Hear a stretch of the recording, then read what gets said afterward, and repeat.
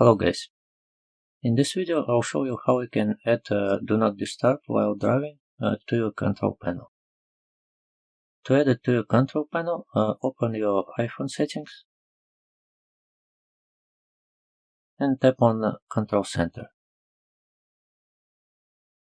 Then in More Controls section, tap on green plus icon to the left of Do Not Disturb while driving. This adds Do Not Disturb while driving to your control panel.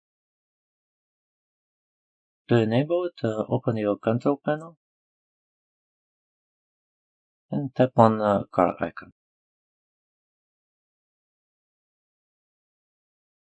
And when you're done driving, you can open your control panel again and tap on car icon to disable it.